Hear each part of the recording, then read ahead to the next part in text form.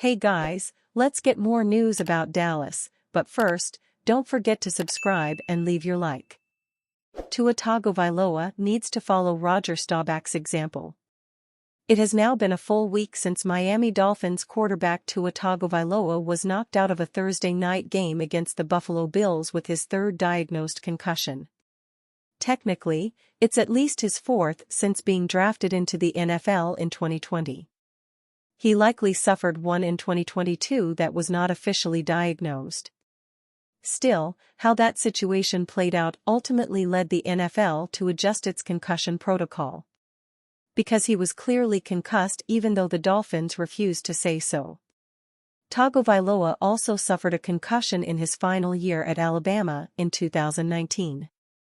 In short, his brain has taken a beating. The Dolphins finally placed Tagovailoa on injured reserve, meaning he will miss this week and at least 3 more before being allowed back on the field. In actuality, Tagovailoa should never step out onto any football field as a player again. He needs to retire, just like Cowboys legend Roger Staubach did after the 1979 season. For Staubach, he had already missed the first 5 years fulfilling his obligation to the U.S. Navy. He was already an old rookie when he was finally able to report to the Cowboys. It took a few more years before he wrested the starting job away from Craig Morton. Staubach got in 9 years as the Cowboys' starting quarterback, although 1 year was lost to injury in that stretch between 1971 to 79. But during that time, he and his brain, like Tagovailoa, took a beating. Unlike Tagovailoa, there was no concussion protocol to protect Staubach. The exact number of concussions he sustained, and how many games he played concussed, is probably unknowable. At the time, some of the opposing defenses even game-planned to hit Staubach in the head to try to knock him out of the game. There were no special rules to protect quarterbacks back then either. By the end of the 1979 season, Staubach had taken enough and retired. He likely had another 2 or 3 years left in his body. His brain had probably taken enough abuse 2 or 3 years earlier. Tagovailoa shouldn't wait that long to realize the same is true for him. In the last 2 plays where Tagovailoa was clearly concussed, and likely unconscious for a brief time on the field, he went into a fencing position while on the ground. There is also the play when he was clearly not all there and tried to walk up the field. He was walking like someone who had just gunned down a case of whiskey in about 60 seconds. The severity, and the relative frequency, of the incidents are a red flag as large as the state of Texas flag flying on the Texas-Oklahoma border on Interstate 35.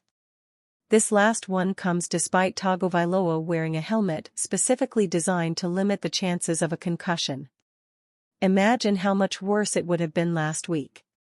Tagovailoa's head drove straight into the chest of Bills defensive back Damar Hamlin. Without the added protection of that special helmet, Tagovailoa might have ended up being carted off again as he was in 2022. If the concussions continue, and continue to worsen, Tagovailoa's story will not have a happy ending. Lance Lamar? The Dallas Cowboys defense conceded 44 points and 432 total yards on offense to an upstart New Orleans Saints group in Week 2. This coming weekend, a potentially more lethal challenge awaits when the Baltimore Ravens visit AT&T Stadium Sunday afternoon. Perhaps they face a different style, but the Ravens have a similar personnel with the capacity to punish this defense on the ground. Out of the backfield, that means the task of handling the beastly running back Derrick Henry. However, the main objective in Week 3 will rest in dealing with quarterback Lamar Jackson. A developed passer, Jackson's greatest threat remains with his legs. Since claiming the starting job in Baltimore, he has proven one of the most elusive players to tackle in the NFL.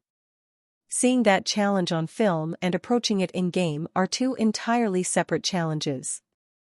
Unlike most teams, the Cowboys have a player who can at least present a similar look for the defense in the build-up to this contest. Dallas has deployed third-string quarterback Trey Lance as a scout for their defense, hoping to replicate the feel and identify the key objectives in stopping the defending most valuable player.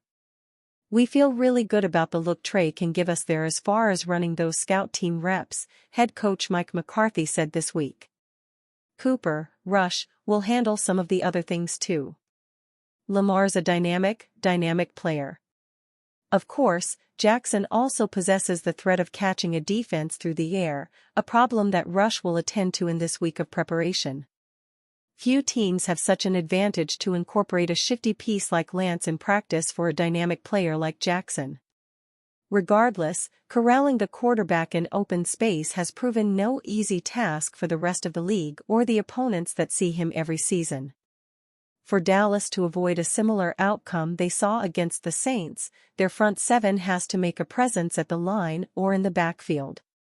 Against Jackson, the mission continues beyond an immediate success. Ultimately, Dallas cannot get shut down at the line again. If they spend another afternoon getting moved, turned and blocked, it will not matter if Jackson or Henry has the ball. Neither will be stopped. News and notes: Derrick Henry was open to being a Cowboy, but thankful he's a Raven.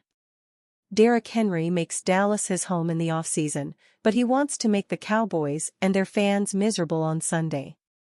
Had the Ravens not pursued Henry during the offseason, he would have considered joining the Cowboys. However, the Ravens brought Henry to Baltimore and he's very happy with how things played out. "If Baltimore wasn't interested, then I was thinking maybe Dallas because I live there," Henry said. "It'd be a convenient spot. But Baltimore was interested and I'm thankful. Dallas is where I live in the offseason, and there are a lot of friends and family that will come to the game. I haven't played there since 2018, I played there 2 times in college. It's always a great environment." Henry is averaging 4.2 yards per carry with 2 touchdowns through 2 games, and his performance in Week 2, 18 carries, 84 yards, included a season-long 29-yard run that included his first monster stiff arm as a Raven. However, Baltimore still dropped a 26-23 decision to the Las Vegas Raiders, and the offense hasn't put together a consistent four-quarter performance. Henry isn't worried and remains patient through the growing pains. "There's going to be kinks on the way to being a great offense," Henry said. "You figure those things out throughout the season. It's not always going to be glitter, there can be some gloom. You're going to have some bumps and bruises along the way. That's kind of what's going on. We're still trying to figure it out. But once we get there, I think we can have something special. We've just got to keep working." Henry said he harbors no ill will toward the Cowboys for not trying to sign him during the offseason. But he's hungry for a win regardless of the opponent. "The only motivation is to be 1-2 instead of 0-3, Henry said. "That's the only motivation we need." And you, fan? What do you think of the situation of Derrick Henry? Leave your opinion in the comments.